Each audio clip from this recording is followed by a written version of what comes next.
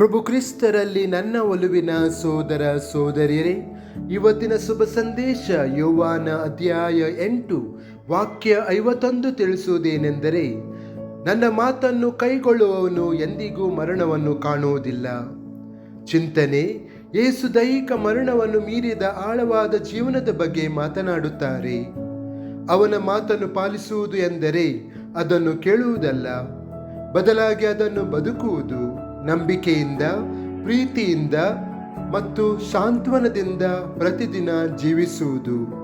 ಕ್ರಿಸ್ತನಲ್ಲಿ ಇರುವವರು ಅಂತಹ ಜೀವನವು ದೇವರೊಂದಿಗೆ ಶಾಶ್ವತ ಸಂಪರ್ಕಕ್ಕೆ ಕಾರಣವಾಗುತ್ತದೆ. ಹಾಗಾದರೆ ಮರಣವು ಅಂತ್ಯವಲ್ಲ, ಆದರೆ ಜೀವನದ ಪರಿಪೂರ್ಣತೆಯೆಡೆಗೆ ಒಂದು ಮಾರ್ಗವಾಗಿದೆ. ಪ್ರಾರ್ಥನೆ: ಕರ್ತನಾದ ಯೇಸುವೆ, ನಿನ್ನ ವಾಕ್ಯವನ್ನು ಅಮೂಲ್ಯವಾಗಿ ಪರಿಗಣಿಸಲು ಮತ್ತು ಪ್ರತಿದಿನ ಅದರ ಪ್ರಕಾರ ಬದುಕಲು ನನಗೆ ಸಹಾಯ ಮಾಡಿರಿ. ನನ್ನ ನಂಬಿಕೆಯನ್ನು ಬಲಪಡಿಸಿರಿ. ಇದರಿಂದ ನಾನು ನಿನ್ನ ಶಾಶ್ವತ ಜೀವನದ ವಾಗ್ದಾನದಲ್ಲಿ ನಂಬಿಕೆ ಇಡಬಹುದು. ನಿನ್ನ ಸತ್ಯವು ನನ್ನ ಹೆಜ್ಜೆಗಳನ್ನು ಮಾರ್ಗದರ್ಶಿಸಲಿ ಮತ್ತು ಎಲ್ಲ ಭಯದಿಂದ ನನ್ನನ್ನು ಮುಕ್ತಗೊಳಿಸಲಿ. ಆಮೆನ್.